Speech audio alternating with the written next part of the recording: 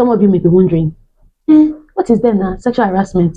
Is that one sexual harassment? Because some people do not see sexual harassment as anything. And mind you, sexual harassment is on both genders. It's just that the women report it more. The men, if they report it, they feel like they were emasculated, or they feel like, well, people will look at them like they're less of a man. But it's not that way. Sexual harassment is sexual harassment on both genders.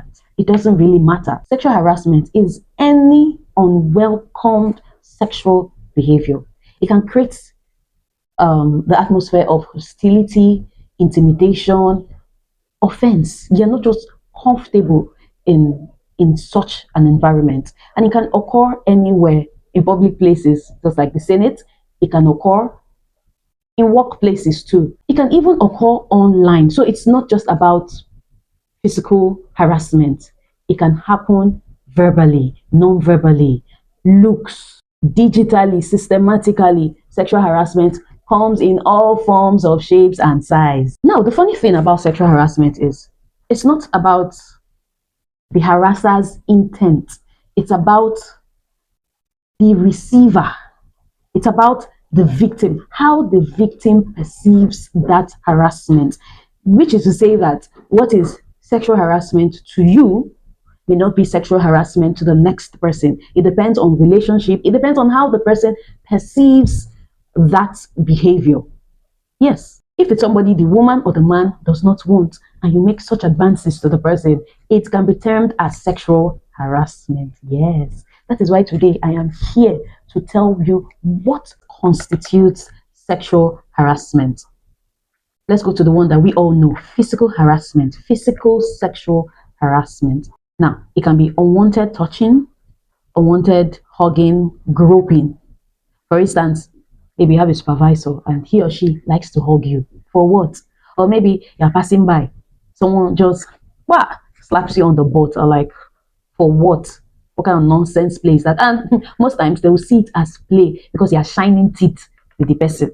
They will see, oh, maybe this person like me, they'll just slap you on the butt as play, because that's how it starts. Another instance that just came to my mind with this unwanted touching is, most of us who are conversant with markets in Nigeria, you know that those sellers that sell in the markets, they like to touch. Hey, okay, come buy my market. They will hold you, they will touch you, and then if you don't buy, they will abuse you. That is sexual assault. Now, when someone physically blocks your movement, or is trying to get very close physically to you for no apparent reason, there is space everywhere. You just want to enter inside this person's body. God, like someone just corners you just because they want to be in close range with you.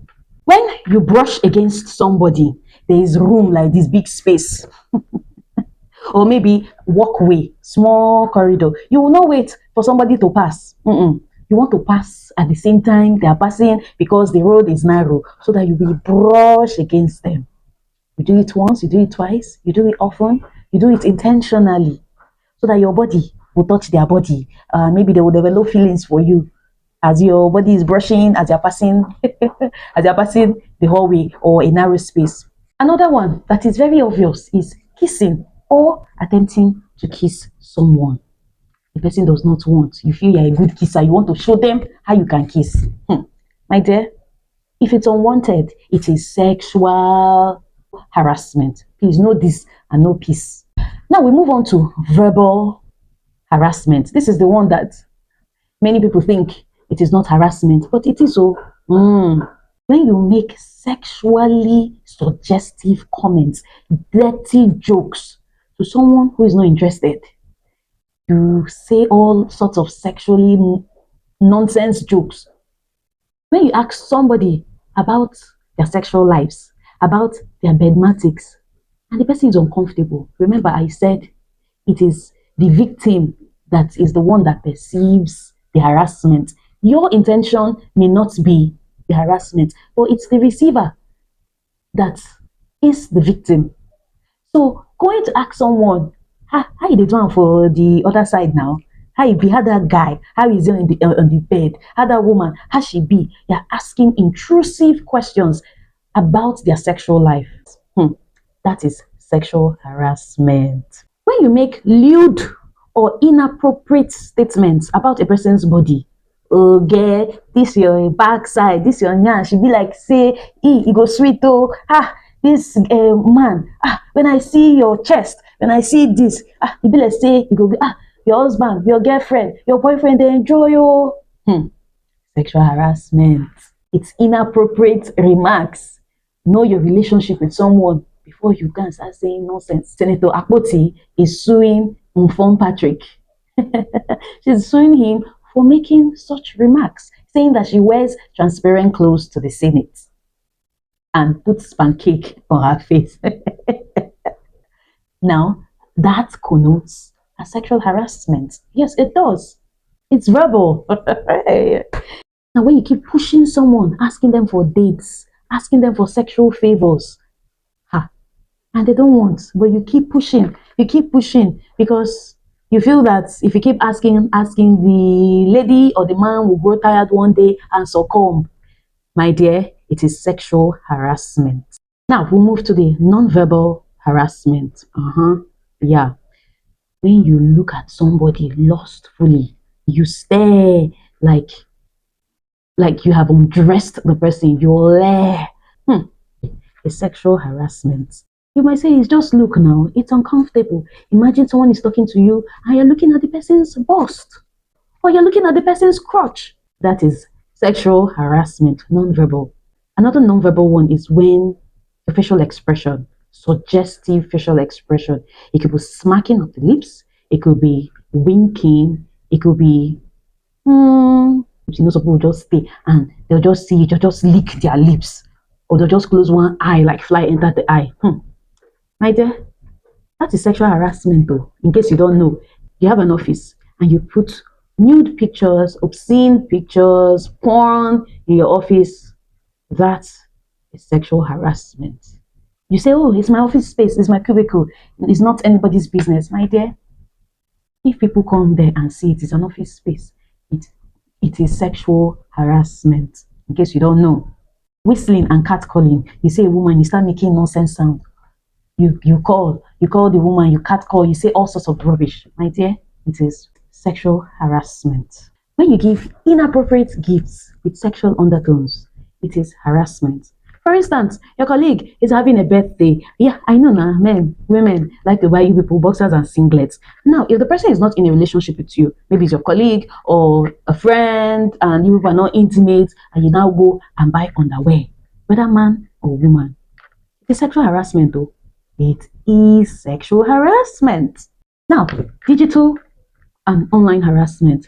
This one, I'm sure most of us know about this. When you send inappropriate pictures, unsolicited pictures, videos, images, whatever. Well, some people call it sexting, and it's not welcome, especially maybe it's late and you just send someone such, or you're conversing with someone, the person sends you porn. You know, we are in an era of GIF, where people send to express what they are saying, and then you send the person porn. Come on.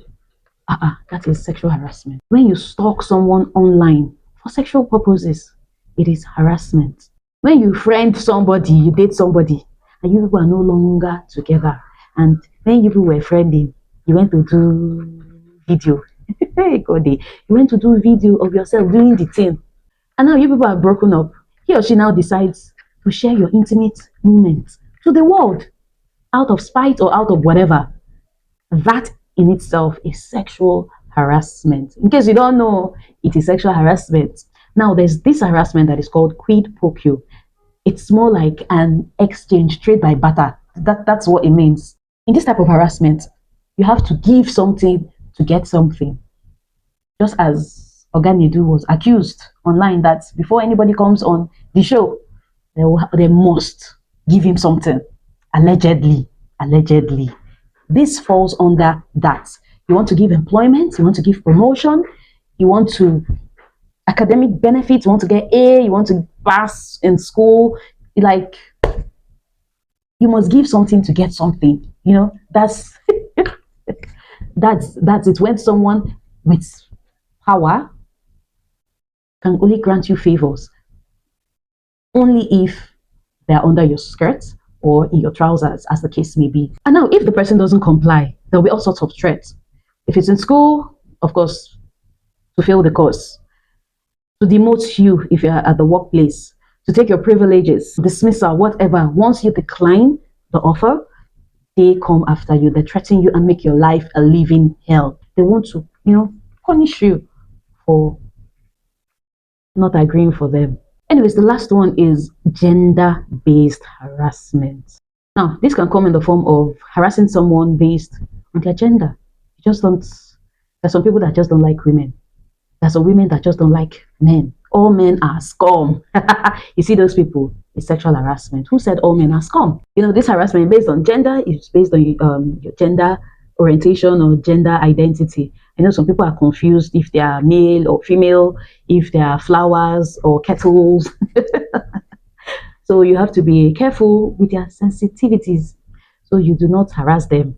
I don't even want to go there because those people are, in fact, let's just leave it. You want to take a paternity leave and your boss tells you, oh, what's that? Men don't go on paternity leave. I'm like, what? That on its own, it's a sexual harassment. Who says men don't go on paternity leave? Huh. Or when someone is trying to enforce gender stereotype. For instance, your boy says, I want to be a ballet dancer. And you say, no, it's for women. You're enforcing gender stereotype. Sexual harassment comes in different shapes, sizes, and forms, in different ways. As you all know, knowledge is power. You wouldn't want to be dragged to court over something you feel was not an issue. And that's why I did this video, because not many of us understand the implications of sexual harassment. As I said, it is the victim, it is the receiver that interprets the intent. Your intent might be pure. You might be joking, you might be playing, or you may not.